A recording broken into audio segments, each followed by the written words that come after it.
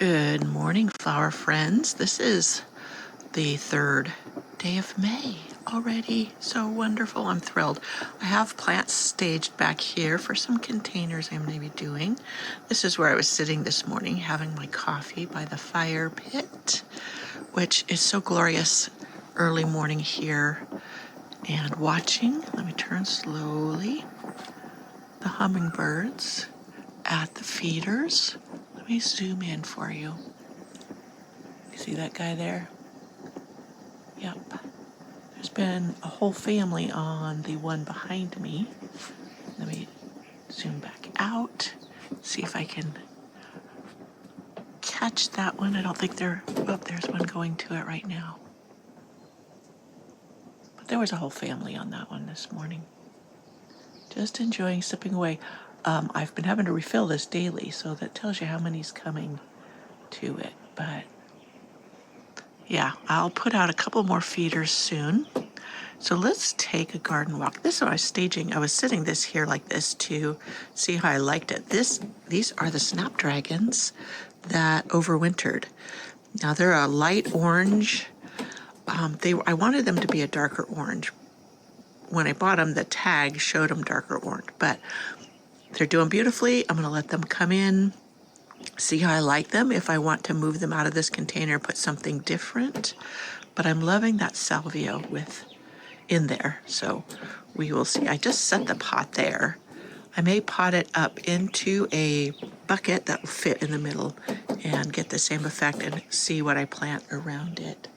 So let's take a tour, just a short brief look at the gardens. So this is my Rose Allée, and in English it's alley, but this was inspired by the garden that Janie just visited. And I'll put a link to that in the description box. But it was that lady's garden. Her name is Linda. Uh-oh, I better go back and look. But yeah, I'd seen something about her and her garden in the Garden Gate magazine about 5 years ago. And then 3 years ago on the Green Acres YouTube channel they visited. And I was like, that's where I came up with the idea for the Rose Alley. And then I had put more roses in the Rose Cottage garden. Look at my peony. I've got to get my support made, but that peony's getting ready to burst open.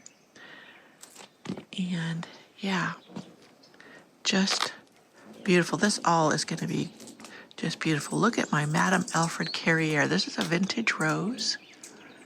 I love vintage roses, and I think that's what inspired me about that lady's garden, was she loved the vintage roses as well. I have David Austin roses, vintage roses, more modern bred roses in here. And look, this year I actually got to enjoy my tulips.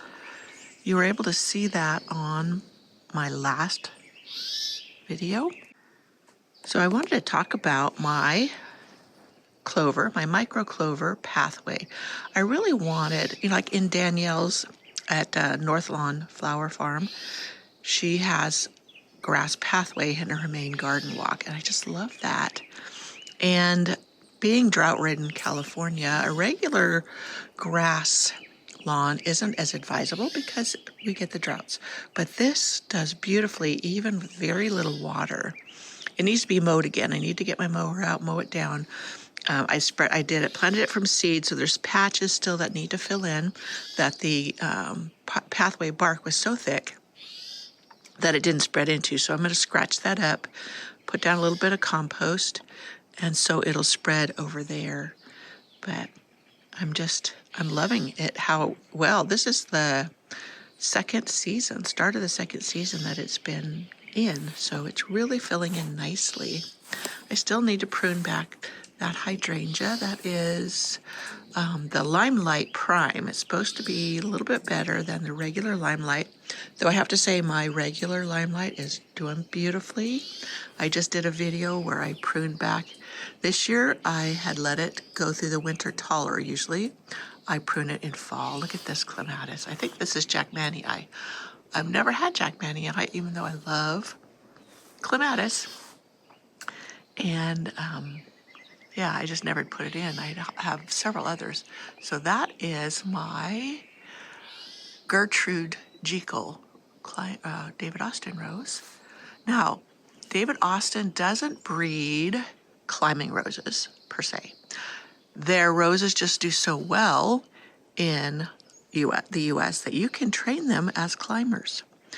And so if you see climbing rose on their site, you can go in and ask them, is this just a regular rose, one of your David Austin roses, or is it actually a climber? Now, I'll say like the Constant Spry is a rambler. Look at this is it.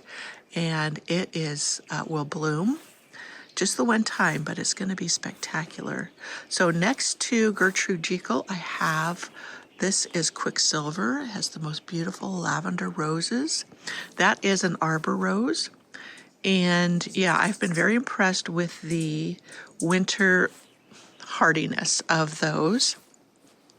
Over here is Awakening. That is a sport of New Dawn, but it's supposed to hold the flowers better. New Dawn, the flowers fall apart very quickly, though it is a prolific bloomer, so you get a lot of beautiful blooms. So I have New Dawn, and not New Dawn, but Awakening, and then this one closest to us is Rural England.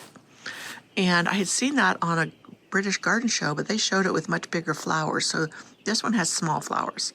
So it must be a different one with the same name. And look, there's my Zephyrin Druin, however you pronounce it. Look how thick and lush that is.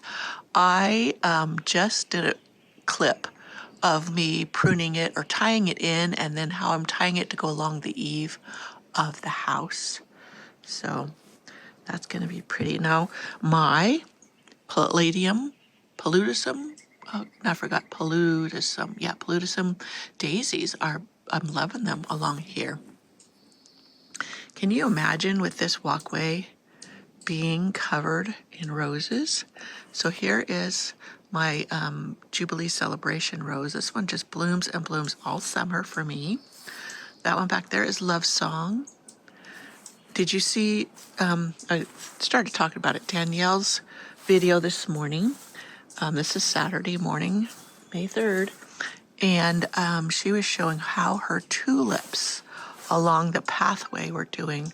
Now, don't you think that would be gorgeous along here? Now, I've mentioned this before, but if you're here for the first time, I don't usually do tulips because they get smashed by late snows. In fact, this is May 3rd. We could actually get a foot of snow here in mid to late May, and it would smash them down. But as you see, the red ones over there blooming right now, when it's been nicer during April, I could have been enjoying them alongside here. And you'll note right here is some pink ones that just faded away. And they were so gorgeous. I just enjoyed them so much. They brought color when, as you see, there's not much color in my garden, except for the primroses. I guess I could put the primroses all along the pathway. That's another thought. I have a bunch of these blue ones I could put in. So yeah, this is the Quickfire Fab hydrangea. I need to cut off the flower heads. Now, Danielle showed she had her viburnum, her snowball viburnum was already blooming. Mine is just coming into bloom, and she's a lower zone than I am. So that shows you the climate difference in how it can affect how your garden blooms. Now look at this one. This thing is going to be covered with roses. This is Albertine, which is a one-time bloomer. It blooms for a few weeks, but it blooms much earlier usually than other roses. And next to it is Eden, which it was supposed to be, or Pierre de Ronsard. It was supposed to be pretty in pink Eden, and it did not end up being that. It's just a regular Eden, which is very vigorous here. It's just not what I wanted there. So look down here. This is a Louisia. Look at that. I keep it here on my patio garden because it is such a diminutive little ethereal plant that it's higher to me. And this one, what is this called again? That is Devon Sky's Cicerynchium. I know I'm not pronouncing that right, but Devon Skies. And then a piece came off, and so I put it over here. And this has delicate little blue flowers when it blooms. This is a foothill penstemon that's got the bright, vibrant blue flowers. That's a native here. So, yeah. Everything's getting ready to bloom. And now all I could do this whole week is going to be gorgeous. We're actually going to get to 70 degrees. The nights are going to stay in the upper 40s.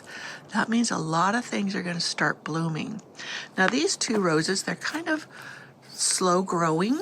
One is Super Dorothy, which has these tiny little pom-pom fuchsia pink flowers that are different shades of pink.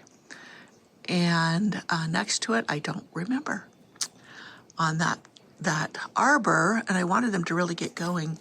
But you see this cane here, this is my Crown Princess Margareta Rose.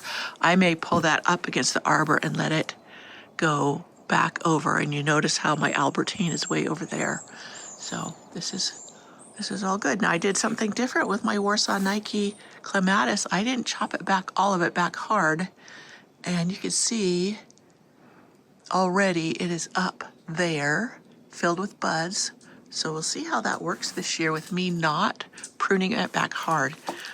And yeah, I used to get it it was so thick, I had to tie it up everywhere and floppy, that maybe judiciously pruning it in thirds, meaning take a third of it, chop it back all the way, a third of it, chop it back halfway, the other third, chop it back maybe at this upper level.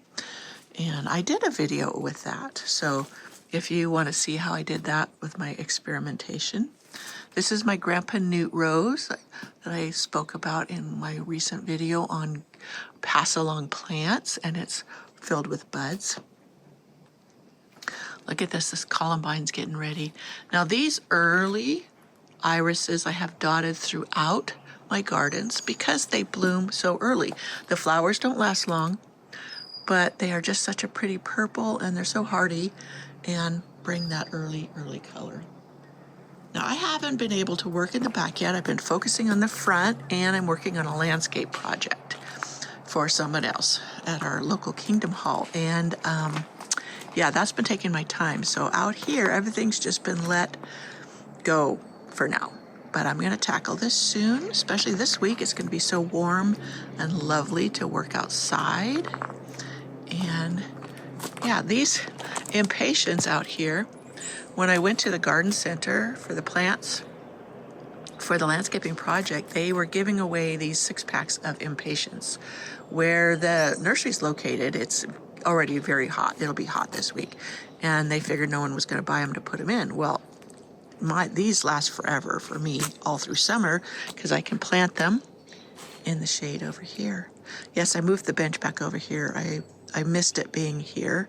And even though it's got a broken slat, which we can fix, this bench is so much more comfortable than the newer benches I bought that I put it back out here. So you can see the garden, weeds and all, it's still gorgeous. I just need to whip a few things in shape.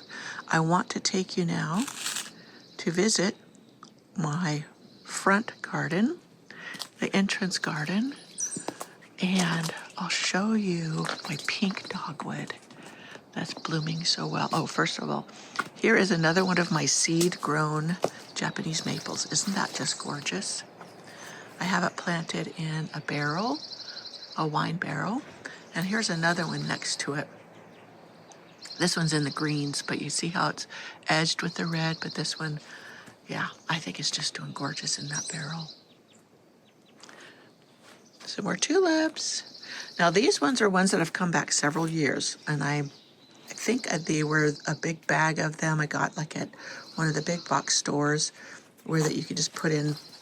They're inexpensive relatively because you have them in bulk. Okay, so yes, I am again thinking that the primroses all along the path may be the ticket. Now, I have 6, so I'll have to get more when they come back into season. This is not the time of year that they sell them. So that's a good idea. Rather than the tulips, I love tulips though. but they just aren't always a good performer for me because of our winters, the heavy snows we get in the spring. There's more of those irises, and I don't remember putting those in there.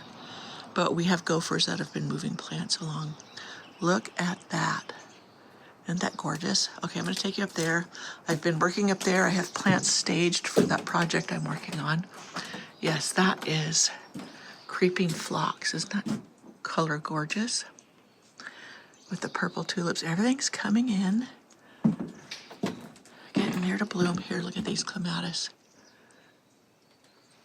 So, forgive the less than tidy. I did plant up the artist garden with all the snapdragons I started from seed. And I put in a couple, no, I haven't put in I got a couple of shorter growing salvias. These are going for the project. They're not staying here. But look at these tulips. Yeah, I didn't put them there. Look at these these snowflakes. And I told you there was a pink one in here with the lavender, and here it is. You can see the difference. See how very little of that there is compared. And it's mixed in over here too. Okay. Not much going on, but what is going on is gorgeous. Absolutely gorgeous. The cool wave petunias are doing beautiful. Not petunias, I'm sorry, pansies. I have some blue pansies, purple pansies I could put in there with them. My husband's burning debris, but over here's what I wanted to share. Look at my pink dogwood. When I'm not sure how big the petals get, but I am just loving that. So here's my thoughts. I told my husband I need a backdrop, and maybe we could do a board fence, a 6-foot fence along this curve. It's kind of hard because it curves, and it just would block off because it goes down to the driveway. We're either going to have our cars parked there or whatever, but I'd rather have a nice, beautiful backdrop. And then maybe I could have put a climbing vine up the fence, etc. So, and then my other thought is, this is a mulch path. Should I do something like I am in the Rose Alley with like a grass path? Should maybe I try to do gravel? I love gravel when you walk on it. Of course, the natural path is nice too. So it all depends. So here's some of the yarrow that's going down on that project, which is beautiful. And yeah. All right, my friends, I think that's it. Just a quick one this morning. Look at that heuchera. Isn't that the most beautiful color? I'm going to put that over in my goth garden. That area is going to be all the dark flowers. I got a Chinese fringe flower. It's called Jazz Hands Mini, so it stays shorter. So, yep, all the gardens, briefly, on this May 3rd.